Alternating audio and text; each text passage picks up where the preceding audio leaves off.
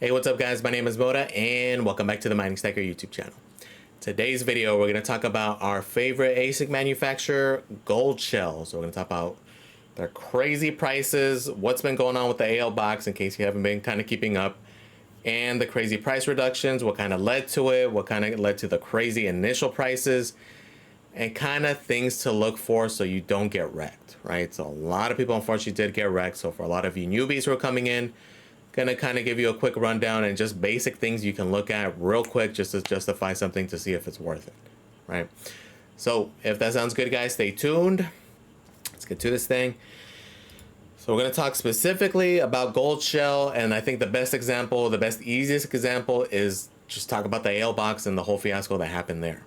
Okay, so there's a lot of learning lessons. This isn't a video to say, you got wrecked, you shouldn't have done that. It is what it is for any guys who did purchase it, and I mean, there's nothing you can do about it, right? But this is more so for the newer guys who are coming in, kind of thinking about getting one just because they're looking at profitability and they're looking at the prices, like, okay, that's not that bad. So we're going to talk about it, okay? And specifically with why it's so frustrating with GoldShell, just because, again, it's something, it's not the first time it's happened with them, okay? This is not a repeat or, it's an oversight, it's an accident, we'll never do it again kind of thing. They've already done this. Okay, so another thing that pisses me off with them is that specifically, who do they target? Who is their target audience? It is the newbie. It is the person just learning about mining, just coming in. So it's extremely frustrating when that's who they're targeting and that's who they're trying to prey on to like screw over ridiculously. Okay, so in their About Us thing, you can even see here, especially our household miner box series, allow more customers to join the market since our product are small, quiet, affordable, and friendly to beginners so that everyone could start mining at home, right? So that's a big thing. That's a big advertising push for them, constantly all over the place, that they want to lower the barrier to entry, yada, yada, yada, which in many cases is full of shit, right? So sometimes it is, right? They have some of the little box miners are under like 500 bucks, and that's reasonable. Maybe a more profitable one, maybe one of these new algos, maybe being 1,500 bucks, maybe 2,000 bucks.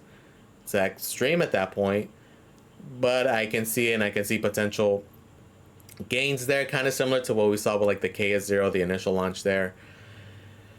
I get it, right? But realistically, that should be more of an extreme price for anything that's like 180 watts or so, right? So let's talk about one easy thing you can kind of take into consideration.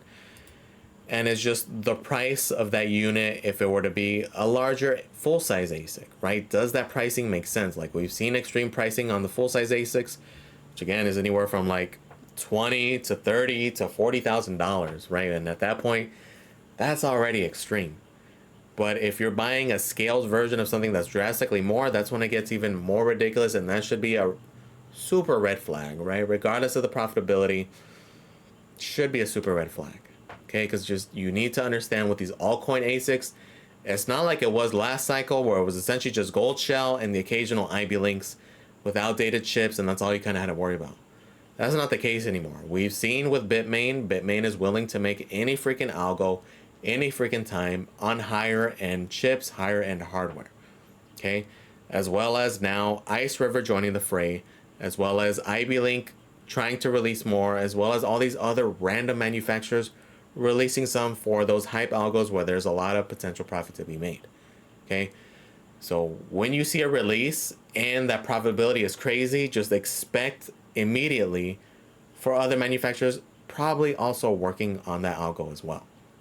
Okay, so specifically we'll talk about the initial release of the AL1. Okay, which, so we're not even going to get into the bullshit backdoor deals that GoldShell did.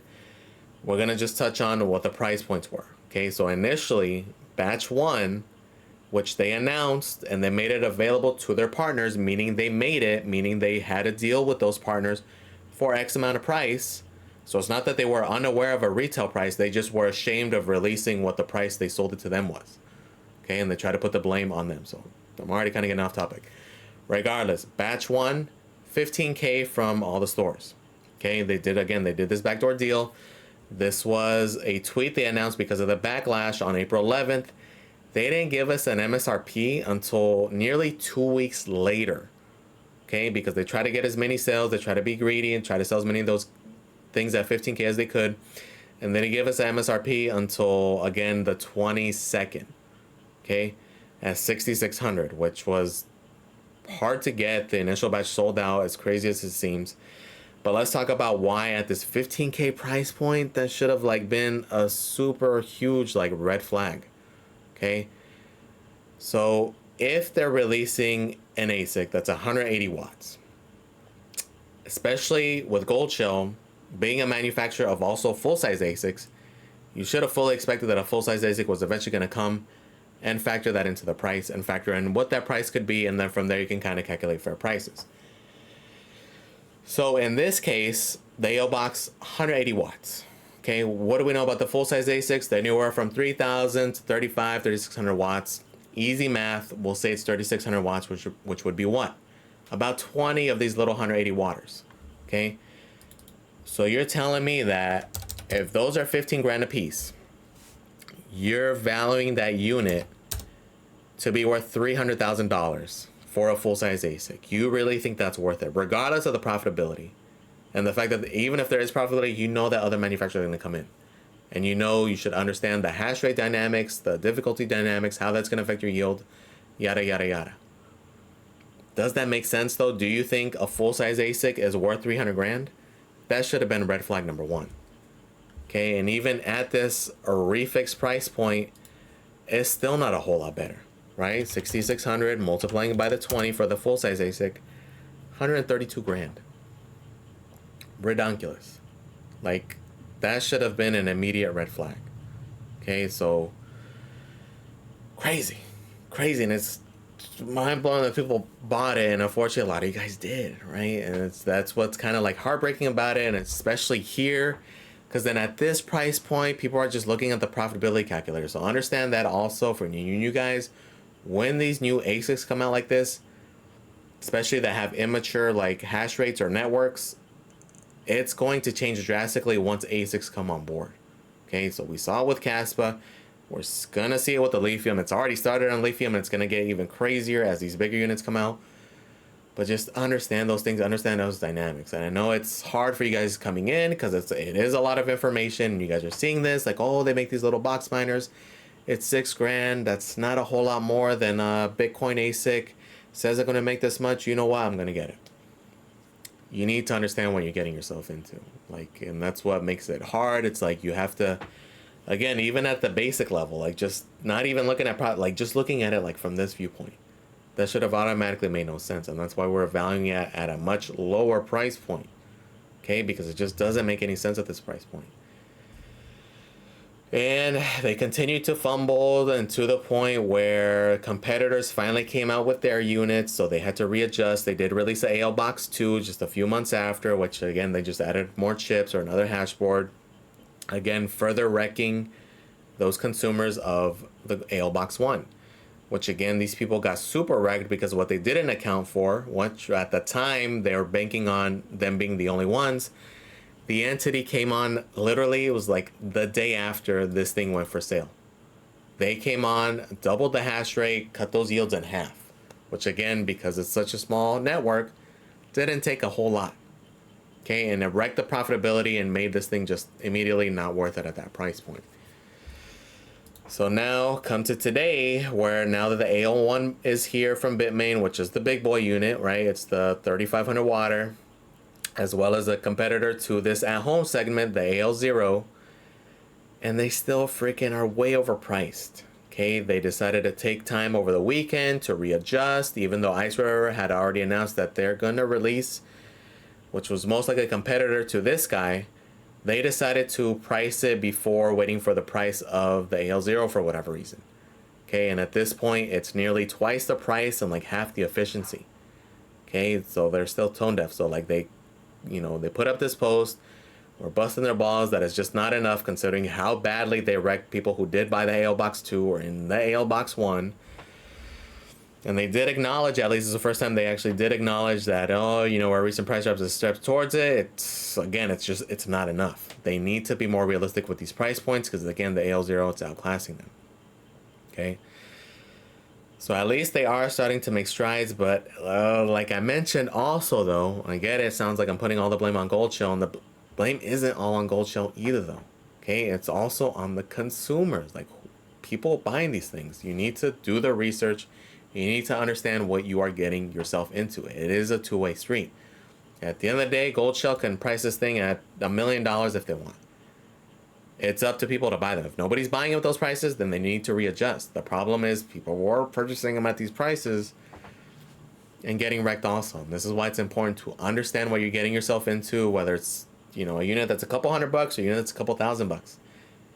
Understand the game first. Okay, you can mess around with the little $200, $300 ones, which that's most people's argument for them is like, oh, it's a good way to learn. In my opinion, the best way to learn, if you want to learn about mining, for you guys who are new, use existing hardware, which in many cases, a lot of you guys have a GPU, you have a graphics card, you have a CPU. Learn how to mine with that. Understand the dynamics of how a pool works, how to like mine, how the miner works, how hash rate will affect it, how your profitability will affect it, how to set up your wallet, pool, like it's, you can learn so much from that. You can learn, actually, as a matter of fact, in my opinion, you'll learn way more doing that than you will from these things. Okay, these things to me, especially more on the low end, that aren't very profitable, they're more along the lines of like a novelty thing. So something to put on the shelf back there, or like in my case, I'm gonna end up buying one of these little mini Doge things for my son, just because he wants a little Doge ASIC. He's getting into crypto. He's 13 years old. He's gonna buy it with his own money, and it's just something for him to learn. Is he gonna make his money back? Probably not. But more than anything, it's just for him to kind of learn, kind of see the dynamics of holding, how the wallets work, etc., etc.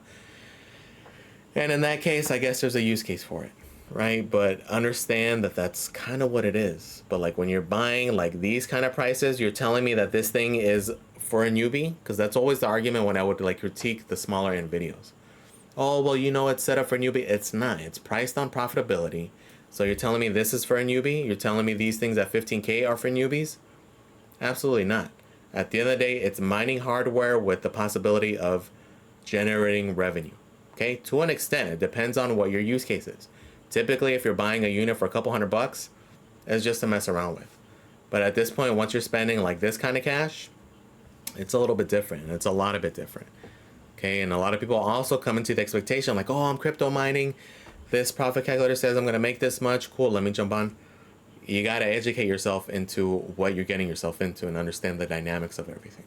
Okay, so like we mentioned, it does go both ways. The best way to kind of stop these things are, number one, vote with your wallet. At the end of the day, if nobody's buying this shit, then guess what? They're going to have to lower the prices. They're going to have to get in line with people. Okay, and unfortunately, a lot of people got wrecked yet again, not the first time, again with the freaking AO box. And it looks like a lot of people did comment on a lot of the things, kind of letting it be known their opinions of everything, which is good. That's something to do. That's why I know a lot of people don't like X or Twitter or whatever. It's one of the best ways to get your opinion across, so they can see it. They see these things. Okay, so they can see the frustration, and maybe they'll change, and then maybe they'll be better. Okay, so I'm not a fan of their business practices, but I do hope they will change. At the end of the day, we don't want them to go bankrupt. We don't want them to go away. We want the competition. We want anybody supporting proof of work to be here because it's better for everybody. It's better for them. It's better for us. It's better as the consumer to have this competition. Although in reality, they're really not competitive, but hopefully they'll get there, and hopefully it does get there. It forces them to get better, forces the prices to get better, etc., etc. Okay? But another big thing they got to change too is just, again, the pricing on even just their site, like even just like the MSRP. Like it doesn't make any sense that you can go to one of the resellers and get it for a drastically different price than what's on their website. And this is even after updating the price. So it's not even the argument, oh, well, you know, it's outdated, we haven't updated. No, bros, even right now, like a good example, K-Box Pro. So similar thing there where people got wrecked also. They did the K-Box, then not too long after the K-Box Pro, and then the K-Box Pro dropped in price significantly. Okay, and those people also got pretty freaking wrecked. Okay, it's another kind of crappy example of like overpaying for a lot of these things. But like even the example here, for example, they have it listed at $950. A lot of the competitors have it significantly lower. Okay, so like Nhash, for example, they have it at $829. They have bulk discounts even lower. Okay, Okay, and hash is the lowest price, so that is kind of a little bit unfair. But it's still lower than, again, a lot of the other places. Like, this should be like the actual MSRP, right? This should be closer to the street price. And to me, the worst example of this is like the Mini Doge 3. Okay, they have it listed at $749, $759, when a lot of the stores have had it under $400 for quite a while. Okay, not just recently, or oh, they're trying to clearance amounts fire sale. So Nhash does have one of the better prices though. It's $300, but I mean, regard, like, this should not be this price. Okay, or even just in general, right? This one released not too long ago. Again, when this one came out, they released the price of this guy, which is the same thing, just with stickers. The resellers were already in the $400 range, so this price never made sense. And then even this guy, you can justify because it does have the PSU and it is bumped up a little bit more, so it can be a little bit more. But it doesn't make sense that it's the same efficiency. I can buy freaking 2 of these things and the PSU for less than the price of this thing. Okay, that price also doesn't make sense. Okay, so again, at the end of the day, it's up to the consumer. It's up to us. You vote with your wallet. You can see things, but the main point, the main critique is just the predatory practices, the extreme pricing on some of these units. Again, 15K, you're valuing a full-size unit being $300,000. Kind of hard to justify that, but at the same time, like I mentioned, it's also both ways. Okay, you guys, education's important. Researching these things, researching that algo, looking at different things, not just looking at the profit calculator, right? Watch these videos, watch my videos, watch other videos. There's a lot of great content on ASICs now. This was something that was kind of missing last cycle, where there just wasn't a whole lot. Okay, and they're, even right now, it's still kind of iffy sometimes with pricing and such, because it's all over the places with different vendors and things, and it's just education, right? Understanding where you can buy from, where people have purchased from, things of that sort. And that's totally up to you on that front. I know people have their reasons for purchasing elsewhere, but understand all those dynamics and understand just everything going on here, right? And I think the biggest takeaway from here also is that as much as it looks like it's good, oh, ASIC mining, you're gonna make this. ASIC mining, like I mentioned over and over, it is ruthless. It is a very risky, very degen play. You need to understand that it's not something as, especially altcoin ASIC mining, okay? And especially with these like at-home ASICs, because a lot of times the value just isn't there. They're not as efficient a lot of times.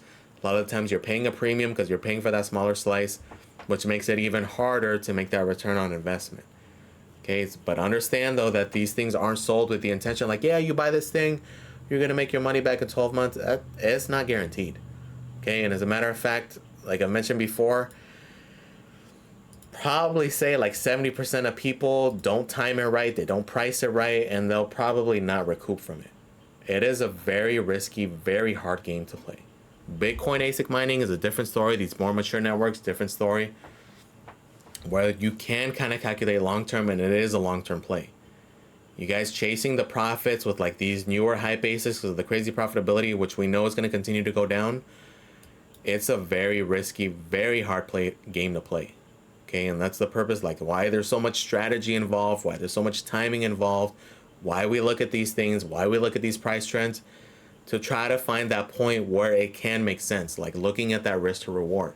Because yes, I make these videos about ASICs, and there's always the comments about, I've even made that video about, you know, buying the pickaxes and the shovels and the gold rush and who makes the money. There is money to be made here, it's just very difficult. And I'd say probably like 70-80% of people don't make it. Okay, and it's important to like talk about that aspect also, because you can get wrecked at any given time. Okay, even with my purchases and stuff like that, very easily can get wrecked. Even to this day, even ones that supposedly did do well, price can go tank down to a fraction of what it is now. Okay, none of this stuff is guaranteed. It is extremely risky, and it's hardware specifically here with ASICs that can only do that one thing. It's not like GPUs or not like CPUs where, okay, this algo sucks and not profitable, on to the next one. Or hey, this new one came out super profitable, let me jump on that one. You don't have that flexibility with ASICs. As soon as that thing gets outclassed or outmatched, it turns into that thing on the shelf, where it's just a doorstop or a fancy little decoration on a shelf. Okay, so you need to just fully understand those things, fully understand those risks, because it is risky. Okay, I know sometimes it seems like, oh man, yeah, it's gonna be this. It's hard, bros. Especially right now, we're in this market where it's all speculation. Okay, even the ones that are doing well profit wise, it's looking good because it's on the speculation front also.